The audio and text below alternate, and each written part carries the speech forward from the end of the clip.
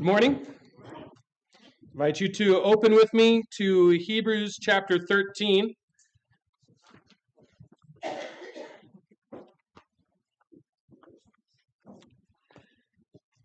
Quality will improve as we get going, including a little bit of a visual help following along. But as we get wound back up to speed, this is, and don't get too excited, there's more words after this. This is essentially our last sermon in Hebrews. This is basically the conclusion of our series. We will probably spend one more sermon going over the whole, essentially kind of a review. We may not, but right now I'm generally, vaguely, sort of, kind of planning as though we will. So take that as you will. Plan accordingly, whatever that means for you. But again, we'll remind ourselves and one another of how we've been going through the book of Hebrews and what we've been considering along the way. One of the things that has been, I hope, consistently emphasized is that the theme in the book of Hebrews is preparing for permanence. And so we'll be continuing to talk about that, but remember that the first seven chapters in the book of Hebrews have had to do with Jesus being prepared for permanence and how his preparation for permanence, for example, learning obedience through suffering, as we read in chapter 4, is what he did to prepare for our permanence that we would enter into. We remember that all along the way there are smatterings, if you will. There's clusters where we are called to endurance, which is the closest we can come in this flesh to permanence, to endure hardship, like the tree firmly planted by living streams, for example, to endure and produce fruit in good season, and all of those things from Psalm 1, is what we might do that is the most permanence that we can represent and manifest in this life. These two things are supposed to be talking to each other, but we'll see what actually happens. Is it switched? It's probably switched, isn't it? Yeah. I need 3? Okay, that should be 3. Oh, ain't that pretty?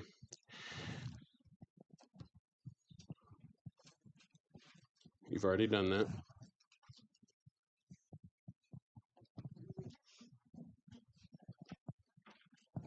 There we go. All right, so we talked about Jesus preparing for permanence in chapters 8 through 11. We've talked about the shadows that were prepared for our permanence from the old law, the people in the old law, the elements of the old law, the covenant itself, being shadows, the substance of which is Christ. So light hits substance and casts a shadow. The substance pre-exists and is preeminent. Shadows direct our attention to and give us some frame of reference for the substance we might not be ready to understand. And so we've seen that in the first or in the second main section, and now we're in the last main section and the end of the last main section, where we're talking about what we actively do and what God is actively doing in our lives, namely discipline, that is preparing us for permanence, that is helping us and calling us to endure. The strongest calls, most resounding, clear calls for endurance are chapters 12 and 13, which begin with the call to fix your eyes on Jesus, the author and finisher of our faith, right? And so as we've talked about this last section a couple times already, we focused first on laying aside every weight and the sin that so easily entangles you from chapter 12, verse 1. And then we focused last time on chapter 12, verse 12, the idea of lifting drooping hands and strengthening weak knees, right? Making straight paths for your feet so that you can run with endurance and not be put out of joint, but rather be healed. And so we talked about some things there. And this morning we're focusing on a few verses in the middle of chapter 13, the last chapter, where we have this instruction to go outside the camp. So let's read that passage together. 12 through 14 will be on the screen here. And so as we consider this together, it says, "Therefore lift your drooping hands and strengthen your weak knees. Oh, I'm sorry, that's chapter 13, isn't it? Or chapter 12, isn't it? We need chapter 13, verses 12 to 14. This should fix it. Hold on. It's not fixing it. We can do it this way.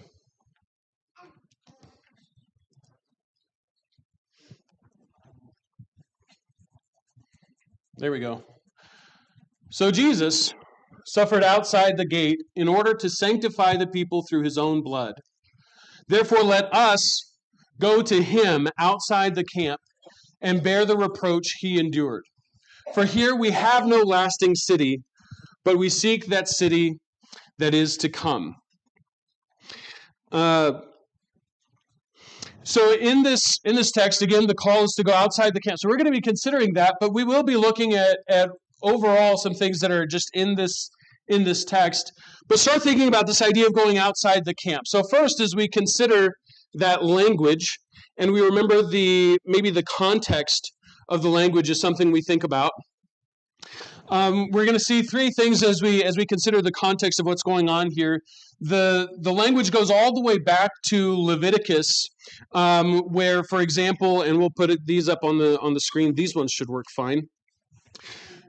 Certain sacrifices, not all sacrifices, but certain sacrifices had to be made outside of the camp of Israel. And here we have one of the sacrifices talked about in Leviticus 4. It's not killed outside the camp, but the rest of the bull. So the bull is killed inside the camp. It's particularly near the courtyard of the tabernacle. But he shall carry the rest of the bull outside the camp to a clean place, to the ash heap, and shall burn it up on a fire of wood. On the ash heap it shall be burned up. And then later in Leviticus in chapter 16, the bull for the sin offering and the goat for the sin offering, whose blood was brought in to make atonement in the holy place, shall be carried outside the camp. Their skin and their flesh and their dung shall be burned up with fire. So we have this Old Testament precedent of these sacrifices, certain sacrifices specifically, being made outside of the camp, or at least being disposed of deliberately outside the camp. And here in Hebrews 13, coming back to our primary text, we have the language that Jesus was killed outside of the camp. And in the context there, which camp is he talking about? It's kind of ironic, or it's kind of, I don't know if funny is the right word, but I'll say it's kind of funny that he considers it outside the camp. And camp is the word that he chooses for the city of Jerusalem, the absolute epicenter, the metropolis of the Jewish nation. He calls it a camp. And that's because what he's been doing in this text and these last couple chapters, remember the end of chapter 12, where he's contrasting the mountain you didn't come to the mountain you did. You didn't come to what may be touched, to Mount Sinai, right? The flaming and shaking, violent scene that the Israelites came to in Exodus. But instead, you've come to Mount Zion. And in chapter 12, in verse 22, he says, "But you have come to Mount Zion and to the city of the living God." So here in a minute, we're going to be contrasting the idea of a city versus a camp, not in a very technical way, but in terms of what they mean here. We do well to remember that in 13:13, he says Jesus was killed outside the camp, and the camp is Jerusalem, right? This place of ultimate importance for the Jews is the camp, and it's in contrast with the city of God, with something more civilized.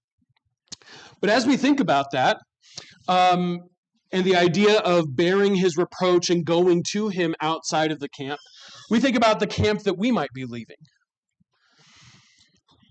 We should think about the things that we're being called to leave behind in this text. And however you'd like to phrase it or focus on it, the camp represents for us the temporary earthly system. It represents all of the comfort and familiarity of carnal things. And there's a call here for us to lay those things aside, very similar to what we saw in 12:1 of laying aside the weight that entangles us. So let's keep that imagery in mind. And remember, the call is that since Jesus suffered outside the gate to sanctify us, we are called to join him. And there's this thing we have to understand then, that what we're being called to do there is, one more time in Scripture, that we're being called to be a sacrifice. That's the reason for which we must go to him outside the camp. Not the same kind of sacrifice, not the sacrifice that accomplishes atonement or cleansing of guilt or of sin. Only Jesus. Only Jesus' blood shed outside the camp accomplished that. And that's been accomplished. But our reasonable service in response to that is to be presenting our bodies as living sacrifices.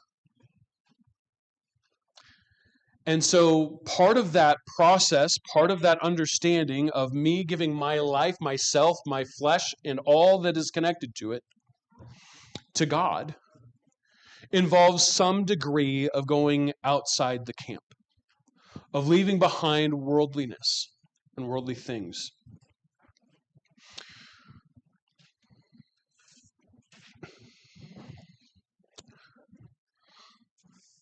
The thing we'll be considering maybe most plainly is the call to embrace permanence with God. And in order to embrace permanence with God, we have to leave the temporary camp of worldly security and materialism and choose the eternal city of God, even if it means bearing Christ's reproach. So that's what we have in mind. That's what we're thinking about this morning. The connection here is especially to Hebrews 12:2, that he endured the cross, despising the shame. And we, later in chapter 12, in verse 28, for example, we seek a kingdom that cannot be shaken.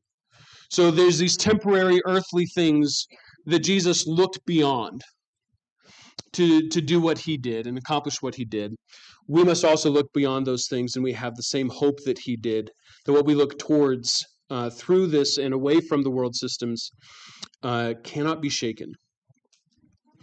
And lastly, tying in with things we've talked about before, it's through discipline, right, that we accomplish this. The discipline of God, but also the self-discipline of choosing to acknowledge things that are keeping us from God and that are keeping us connected to the camp instead of the city, that are keeping us connected to the places of worldly comfort that we've established for ourselves and routines that we've developed for ourselves and all of those habits, and choose to endure hardship to receive an eternal reward. And so as we consider the camp in contrast to the city, one of the main contrasts is between temporary and permanent things, right? The camp represents the things that you can see, taste, touch, smell, all these things that you're comfortable in and among and with, that make up those ordinary parts of your life. We remember here in chapter 13, looking at some passages, some verses in these contexts that maybe help us to understand what it is to leave the camp or to go outside the camp. Consider verses 5 and 6. Well, actually, before we do that, look at verses 2 and 3, where he starts giving us some instructions. So he starts in verse 1, let brotherly love continue. Then he talks about not neglecting to show hospitality to strangers, which is this going outside of your own comfort zone. Not quite going outside the camp. In fact, it's bringing others into whatever kind of camp you have set up, right? But there's this starting with looking outside and beyond your own sphere, your own circle, your own level of comfort, and not neglecting to show hospitality, love to strangers. And then in verse 3, he says, remember those who are in prison as though in prison with them, and those who are mistreated, since you also are in the body.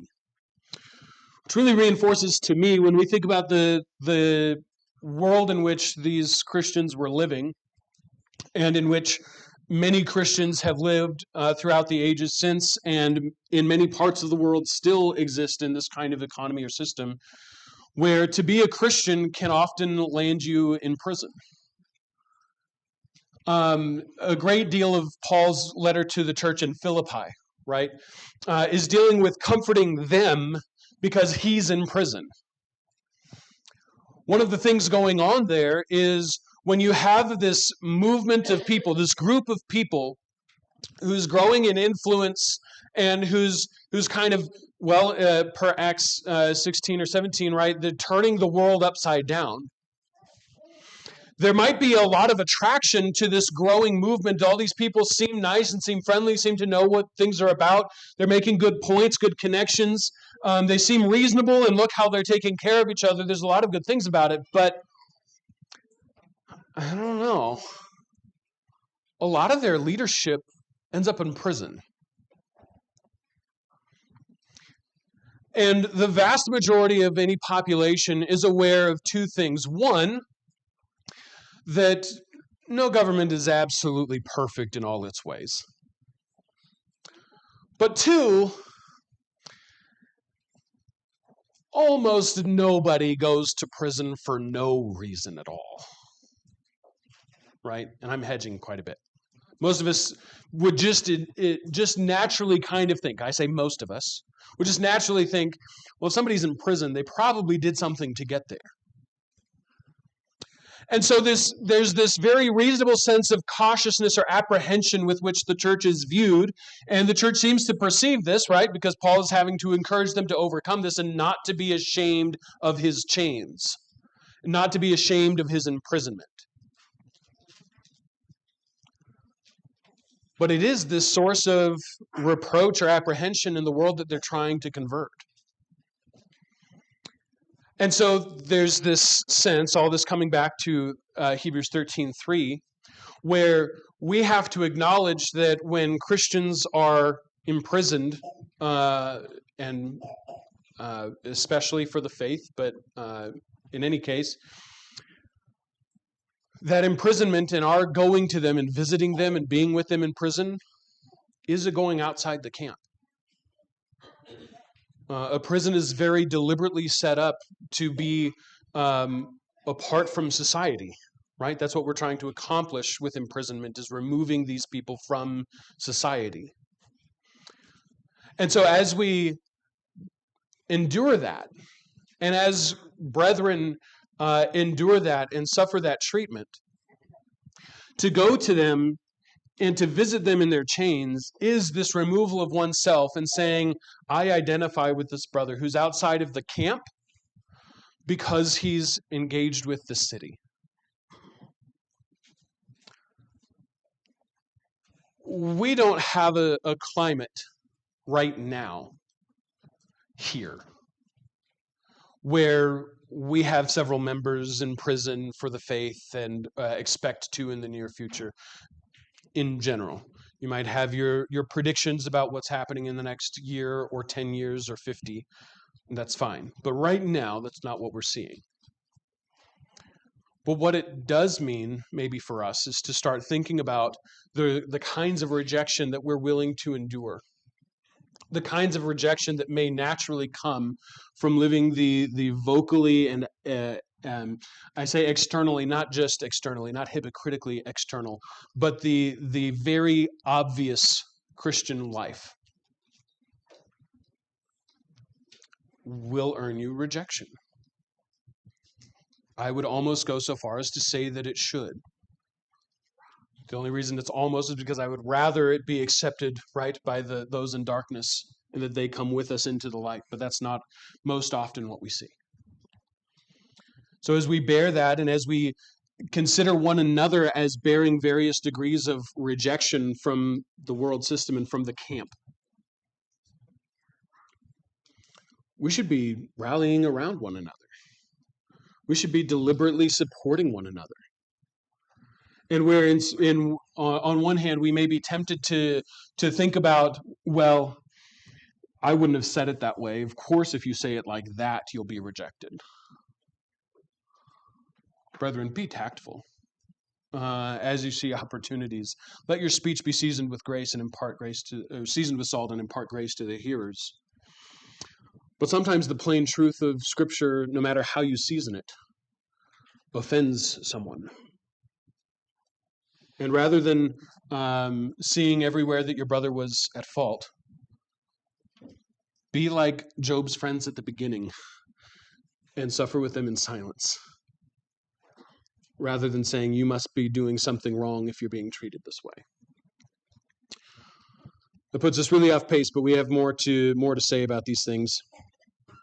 One of the reasons that we're putting the camp behind is because we're looking forward, of course, to what's permanent. In 13:14, at the end, right after this instruction to go to him outside the camp and bear the reproach he endured, is because here we have no lasting city. We seek the city that is to come, that city of God, the heavenly Jerusalem that we've talked about at the end of chapter 12, which is eternal and unshakable. The city that's depicted for us, among other places in the prophets, for example, at the end of things in Revelation 21, especially verses 2 through 4, where it talks about the new Jerusalem where God dwells with his people and frees us from all sorrow.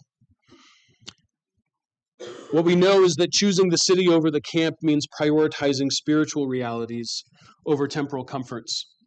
And we could talk a lot about that. What I want to reinforce, and I've said this before in this series, is that the picture being painted here of putting aside the camp and suffering reproach willfully with God is a call to deliberate social suffering. There are calls here that can include deliberate physical suffering in the form of putting away things that you enjoy in the flesh, but that are not helpful to you spiritually. I've talked a couple times now about the idea, maybe it seems extreme to some, but the idea of maybe giving up a smartphone because of the weight that it attaches, let alone the opportunities for sin that clings so closely in our computers that we carry in our pockets. There may be reasons to choose physical discomfort. But brethren, let's be very clear that the New Testament makes very clear, and Colossians 2 is one of the plainest, that this is not about living like the traditional monk who says, every earthly comfort, at any time that my body is happy, I must be farther from God. The quasi-Gnostic asceticism, the deliberate imposition of hardship on my flesh for its own sake, can be productive, but in general, he says in Colossians 2, is not what saves you, to put it one way. We have to know that. We have to also balance that with deliberate commands for things like when you fast. Because for various reasons, brethren, whether mourning or discipline or devotion to prayer, which would probably be considered a discipline, there's good reason to put aside, whether it's food or whatever it might be, to put aside deliberately and with iron will things that are a hang-up for you. We might do that from time to time, and we're called to do that from time to time. But not because suffering in the flesh is per se what makes you holy. So there's a line to walk there. There's a balance to be had as we think about those things. When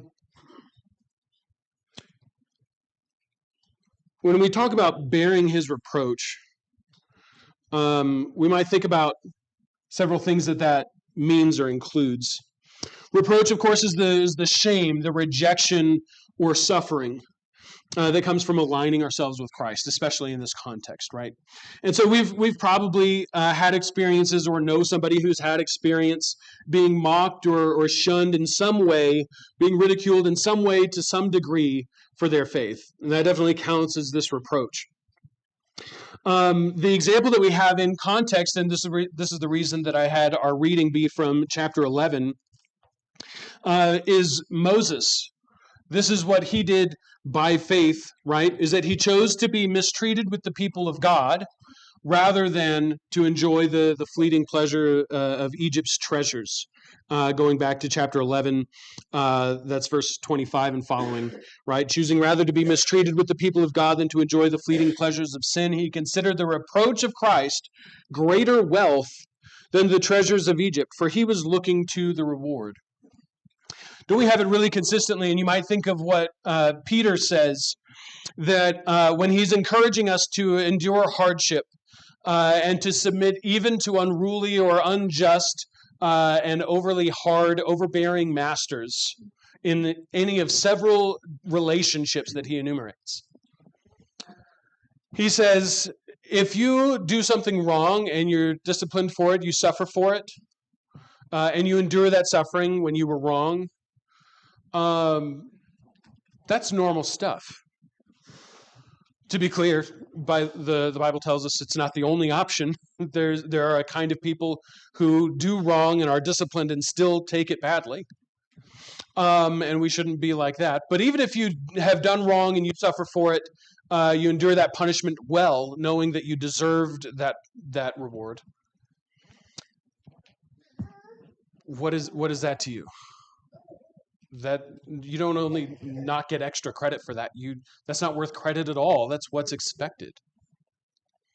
He says, when you are innocent, when you're blameless and righteous, and still you're persecuted and mistreated, and then you bear it well, even though you don't deserve objectively what you're getting, that's what finds favor with God.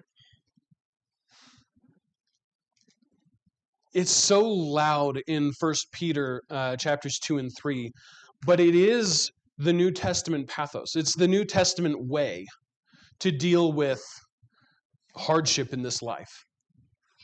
And it's why going back to what we've seen in chapter 12, when he says in verse 7, isn't it, that it is for discipline that you have to endure.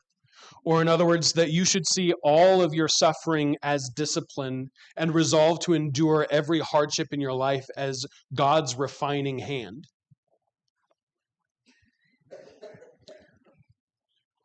Why me? I don't deserve this. I shouldn't be being treated this way. I deserve better. I don't deserve to be treated like this. I don't deserve this punishment or this suffering. I didn't do anything wrong. Is not ultimately the Christian response to suffering. It's not wrong to acknowledge, like Job did, that this isn't punishment for a specific sin. I was blameless here. I didn't do anything wrong in this situation. But the resolve on the heels of that is, but I'm not perfect yet. I'm still being perfected. So what can I draw from this hardship? How can I be spiritually refined through this hardship? Appreciating that since I respected my earthly parents who disciplined me for a while as seemed best to them, God disciplines me for my good so that I will share his holiness. So what unholiness do I put off here? What holiness do I draw deeper into? What do I refocus myself on?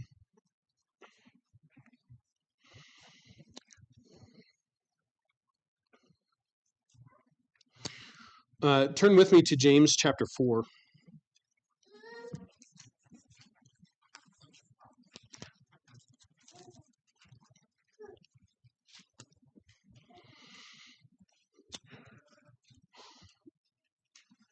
We're breaking into context just a little bit because we're omitting the first three verses for time's sake that tell us really why he's saying exactly what he's saying. But nonetheless, we'll pick up in verse 4, where he says, "You adulterous people, do you not know that friendship with the world is enmity with God? Therefore, whoever wishes to be a friend of the world makes himself an enemy of God. Or do you suppose it is to no purpose that the Scripture says he yearns jealously over the Spirit he has made to dwell in us? but he gives more grace. Therefore it says, God opposes the proud, but gives grace to the humble. Submit yourselves, therefore, to God. Resist the devil, and he will flee from you. Draw near to God, and he will draw near to you. Cleanse your hands, you sinners, and purify your hearts, you double-minded. Be wretched and mourn and weep. Let your laughter be turned into mourning and your joy to gloom. Humble yourselves before the Lord, and he will exalt you. Two things. First of all, the encouragement is like Jesus, who went outside the camp, who suffered the shame and despised that shame, suffering the cross, right? He was lifted up in shame. The thing the world could do to shame him the most, to leave him battered and naked and raised up for all to see, was utter humiliation and shame. And he willingly endured that utter humiliation and shame, knowing that while the Romans at the Jews' command were raising up his body in shame, the Father was really raising up his faithful and obedient, spotless Lamb. And because, and this is Philippians 2, right? Because Christ emptied himself to endure that, became obedient to the point of death, even death on the cross, God exalted him and gave him the name that is above every name. And so when we think about what it is to go outside the camp, part of it means knowing that we will be utterly humiliated and brought low by the world.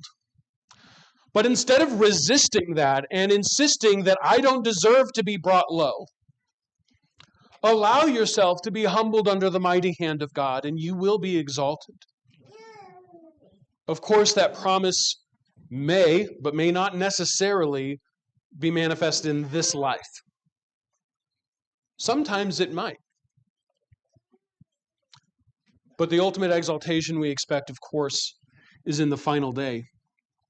But also here from James 4, this contrast is of friendship with the God and enmity with the world, right? And so if you want to be a friend to the God who suffered and died for you, then you cannot consider yourself a friend of this world. Friendship with this world is hostility, it's enmity with God. So if I'm going to be a friend of God, I need to be considering myself an enemy of this world. Of course, we see the world language used in two primary ways, right? The way we mean it here is the things, the systems, the power, and the physical allure and temptations of this earthly setting and plane. What it doesn't mean here, but it means sometimes, is the lost and dying outside of the city of God.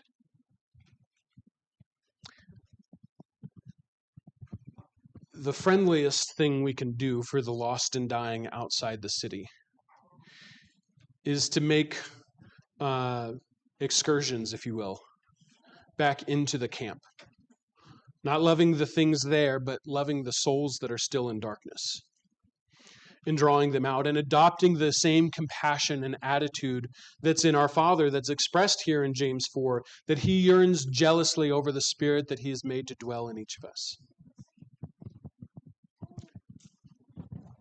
So, of course, we don't love the things of the world, but the people who are still enslaved in the world, we love.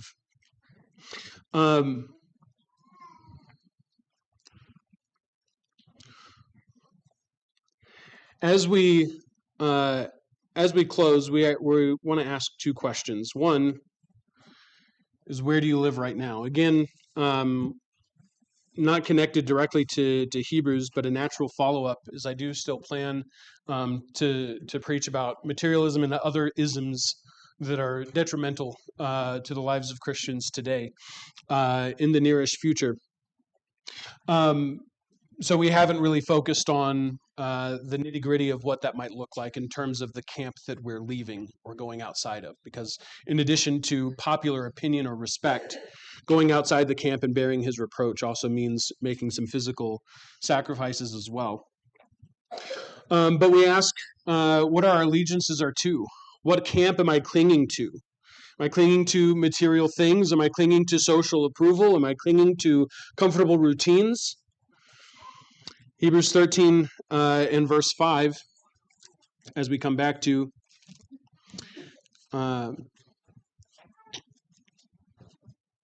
tells us to keep our lives free from the love of money and to be content with what we have. For he said, I will never leave you nor forsake you.